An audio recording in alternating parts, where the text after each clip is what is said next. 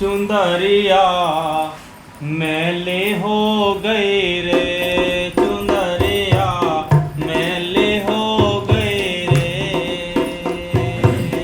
मकड़ी जैसा जाल बना जो, मकड़ी जैसा जाल बना जो, आप उलझ गई रे, चुंदरिया मैले हो गई रे, चुंदरिया मैले हो गई रे।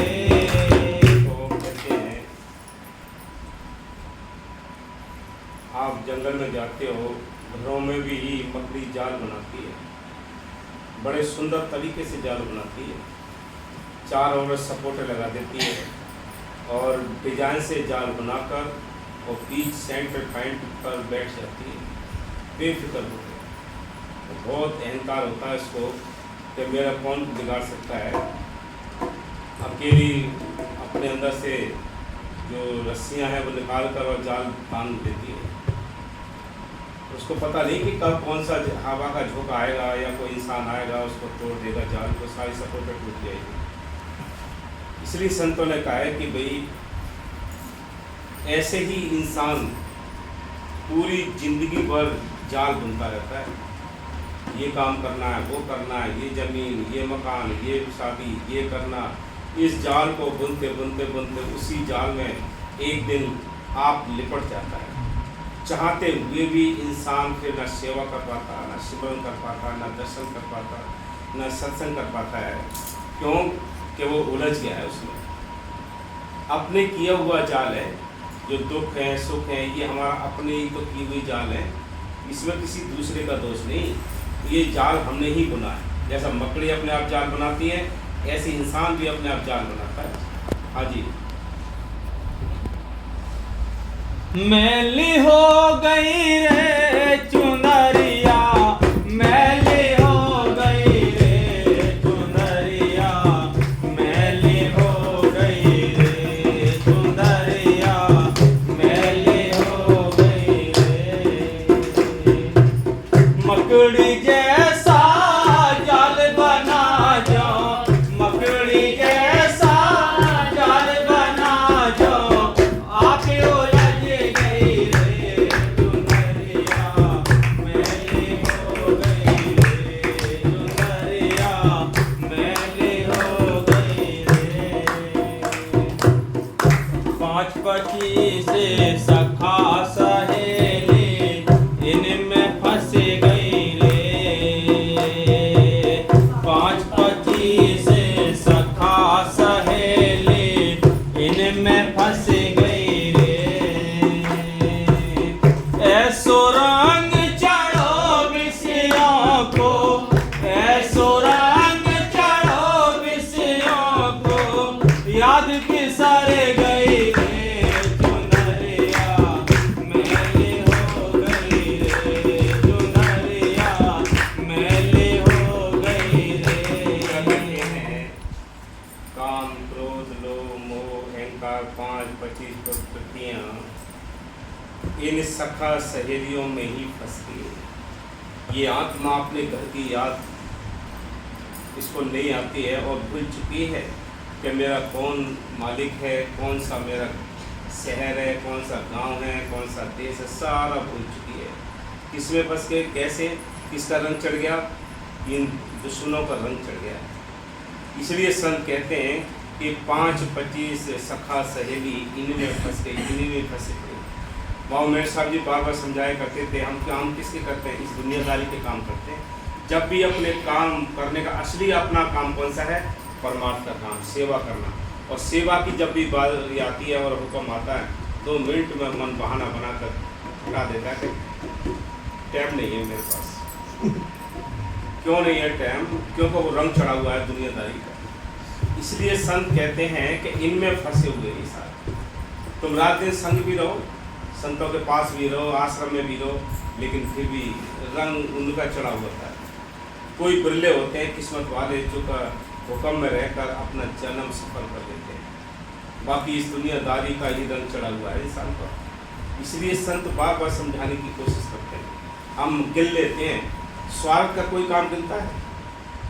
बता दो, कोई गिनता हो स्वार्थ का कि कल मैंने ये काम किया, कल धान भरे, कल गेहूँ बोए, कल ये काम करा, कोई कहता है? कभी इतना थक गया हूँ मैं, बताओ, कहता है कोई?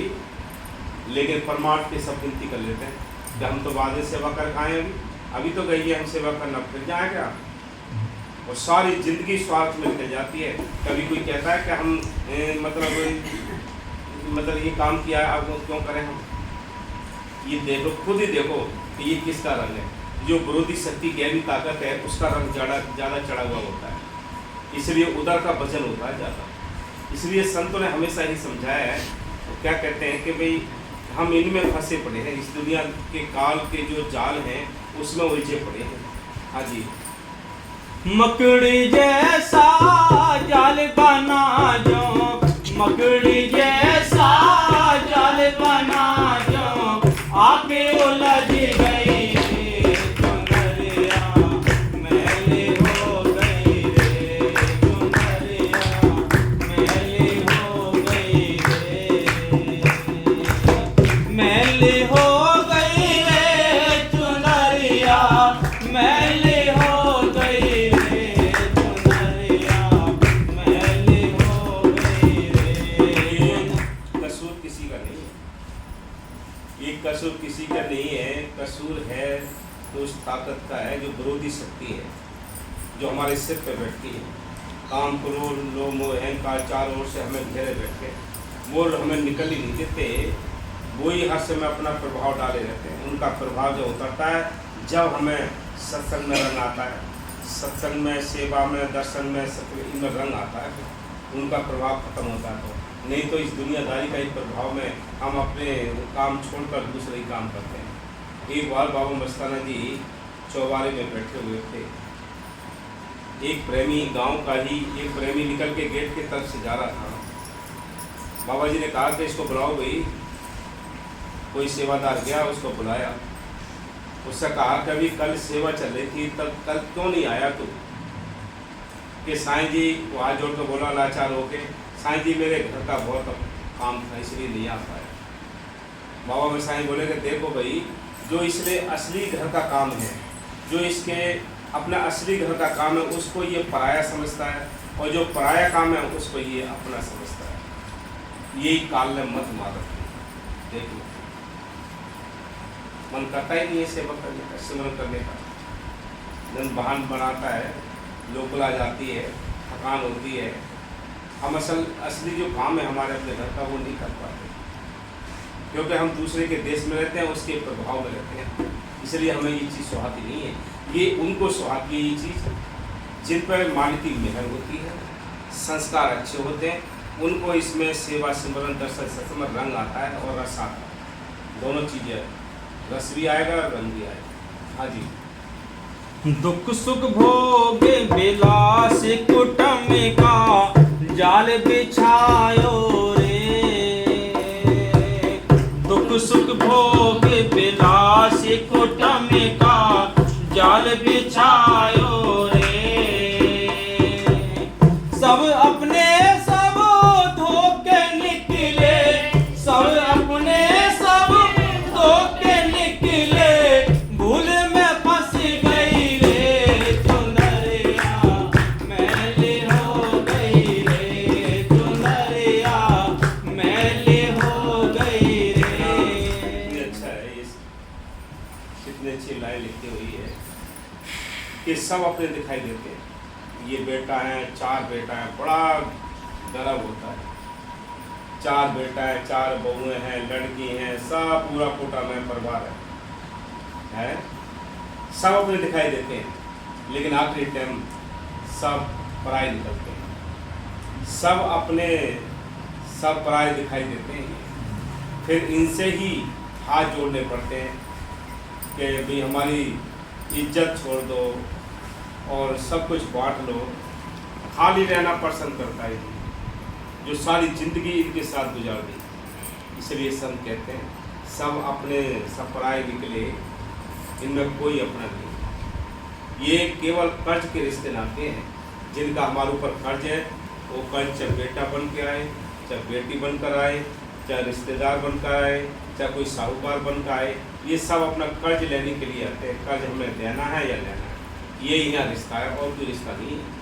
अगर और कोई रिश्ता हो तो बताओ, कोई किसी की हेल्प करता हो, यही धोखा है, ये सब धोखे हैं। हाँ जी। दुख सुख भोगे विलास कुटुम्ब का जाल बिछायो रे। काल ने बड़े सुंदर तरीके से जाल बिछा दिया है। आप यहाँ बैठे हुए ध्यान कर रहे होगा, कौन है ऐसी ताकत जो मतलब हमारे ध्यान दूर करती है?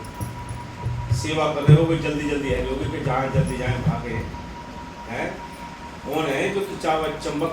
ये संसार एक चुंबक है जो परमात्मा की ओर से हमें खींचता है, और जिसकी चुंबक तगड़ी है तो वो स्वार्थ से परमात्मा को खींचेगा। ये देख लो कैसी किसकी चुंबक वो आप जाने।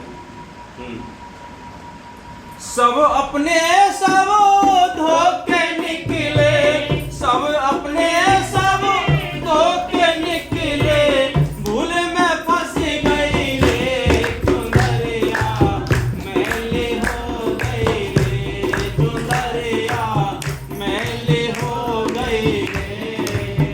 मकड़ी जैसा जाल बना जो, मकड़ी जैसा जाल बना जो, आग लगी गई रे चुनरिया, मैले हो गई रे चुनरिया, मैले हो गई रे। चारों खाने दुखों की नंगरी, जेल 84 रे। चारों खाने दुखों की नंगरी, जेल 84 रे। एक तो जाल काल का धोखा, एक तो जाल काल का धोखा, कैद में फंस गई रे चुनरिया, मैले हो गई रे चुनरिया, मैले हो गई रे। इस सृष्टि जो बनाई है काल ने, इस सृष्टि यानी इस 84 लाख जूनियों को भोगने के लिए 4 दरवाजे हैं। 4 दरवाजे क्या हैं? सेतज, उपमज, अंडज, जेरज, ये 4 दरवाजे हैं। ये 84 लाख जूनियाँ पूरी करने के लिए पहले इस आत्मा को पहले दरवाजे में जाना पड़ता है, वहाँ भी इसको दुख मिलते हैं। दूसरे दरवाजे में जाती है, वहाँ भी दुख मिलते हैं। तीसरे दरवाजे में जाती है, वहाँ भी दुख मिलते हैं। चौथे दरवाजे में जाती है, वहाँ भी दुख मिलते हैं। कोई ऐसा दरवाज़ा नहीं है जहाँ जाए ये आत्मा वहाँ इसको सुख मिले। पहले दरवाजे में जब जाती है तो तमाम पानी के कीड़े बनती है। कितने कीड़े होते हैं पानी के, छोटे ले बड़े रहते हैं, मछली से लोग बहुत छोटे बारीक होते हैं। कितने कीड़े हो देखते होंगे। हर एक जूनियों में और हर एक दरवाजे में सब जगह दुखी दुख है। कुछ ऐसी जूनियाँ होती हैं रोज़ मरते हैं और रोज़ पैदा होते हैं, रोज़ मरते हैं रोज़ पैदा होते हैं। कुछ ऐसे कीड़े मकोड़े होते हैं। इंसान की जूनी और ज़्यादा करती, फिर इससे ज़्यादा और पेड़ पौधों की जूनियाँ भी करती हैं। बाबू मेरे साहब जी कहते थे अमेरिका में एक 4000 वर्ष का वृक्ष खड़ा है। अभी वो लोग एक एक जूनी में इतना टाइम गुजारना पड़ता है। तो पहले इसको आत्मा को जल का जीव बनना पड़ता है। जब जल का जीव बनते बनते इसकी वहाँ की सीमाएं पूरी हो जाती हैं, फिर अगले दरवाजे में प्रवेश करती है। फिर ये घास फूस पेड़ पौधे ये बनना पड़ता है इसको। फिर यहाँ की सारा लेखा जोखा इसका ख़त्म हो जाता है।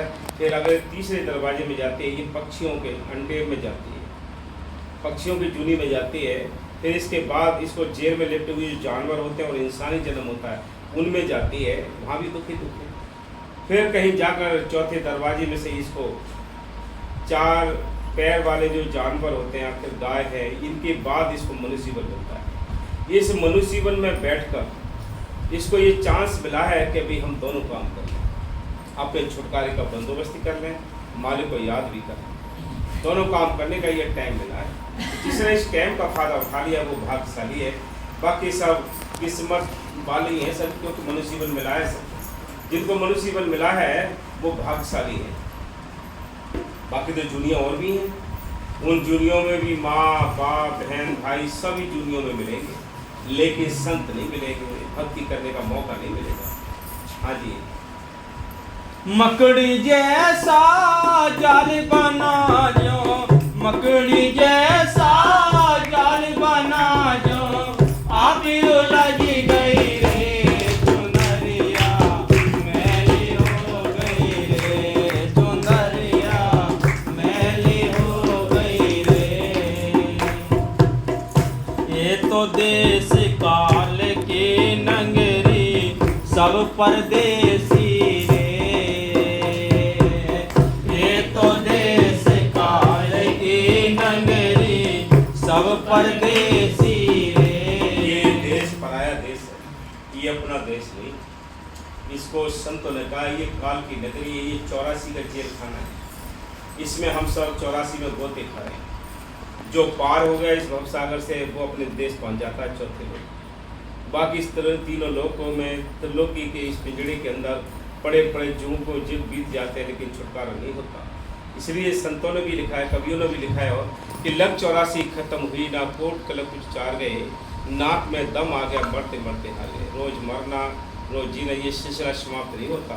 मुक्ति किसको कहते हैं? ये आवागमन की हथेली टूट जाए तब इंसान को मोक्ष मिलता है, आत्म कल्याण होता है। नहीं तो ऐसे ही 84 में धक्के खाते खाते बस इसी में फंसे रहते हैं। हाँ जी।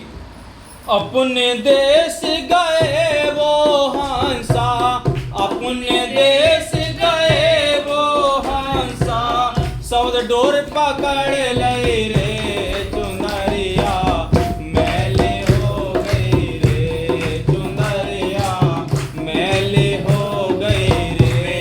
अपने घर और इस त्रिलोकी को छोड़कर वो गए, वो भाग्यशाली जीव गए हैं मालिक की मेहर से, जिन्होंने सच्चे संतों की तलाश करके नाम लेकर नाम का अभ्यास कर लिया। वो शब्द जो डोरी है अंदर से ऊपर से आती है, उस डोरी को पकड़कर इस सूरत को समेट के ऊपर चले गए, वो भवसागर से पार। बाकी सब इस 84 में ही धक्के खाते रहते हैं। इसलिए संत कहते हैं कि तुम परदेसी हो, ये देश पराया है। अपने देश तो वो गए भाग्यशाली जीव जिन्होंने अभ्यास करके नाम प्रकट करके अपने घर पहुँचे, उनका छुटकारा हो गया, उनको मुक्ति मिल गई। बाकी सब गोते खाते रहते हैं। सब कहते हैं हम अपना घर का काम कर रहे हैं बहुत अच्छी तरह से। घर का काम तो कोई करता ही नहीं। बाबा बकी साहब कहते हैं अपने घर का काम कौन करता है? कोई नहीं करता। घर का काम वो है जो 2 घंटे आप यहाँ पर सेवा सिमरन दर्शन सत्संग करते हो, ये अपना काम है। बाकी सब सपना है और बटना है, सब बट भी जाएगा और सपना है आंखें बंद करोगे सब नहीं रह जाएगा, इसलिए ये सपना है। लेकिन जो आपने राम नाम का धन इकट्ठा कर लिया, जो हमने परमार्थ जो परमार्थ का जो धन है वो इकट्ठा कर लिया, वो यहाँ भी काम आएगा और परलोक में भी काम आएगा। उस धन की चिंता उसको है जो भाग्यशाली है, बाकी किसी को चिंता नहीं। हाँ जी। मैली हो गई रे चुनरिया, मैली हो गई रे चुनरिया, मैली हो गई रे चुनरिया, मैली हो गई रे।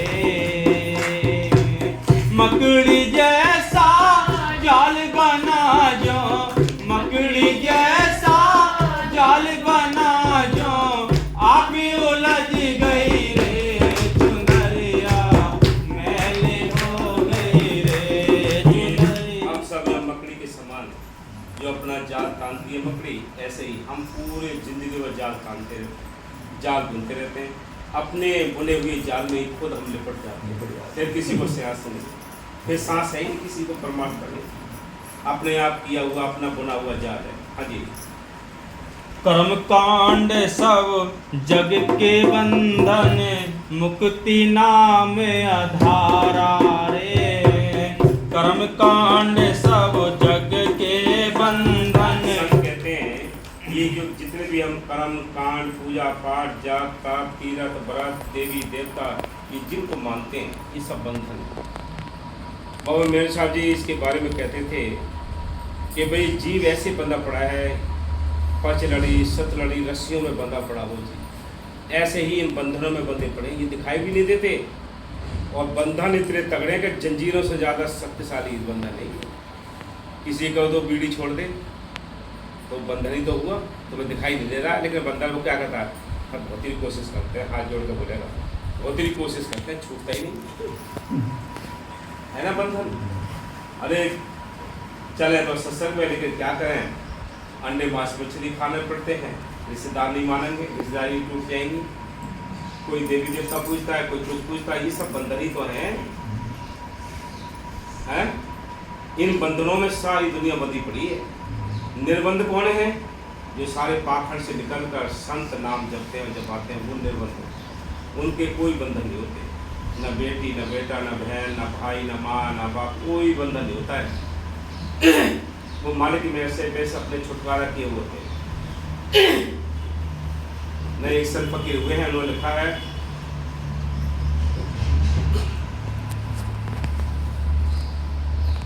कि आप ये सोचें कि भाई हम इस दुनिया को सुख की नगरी बनाने आए हैं।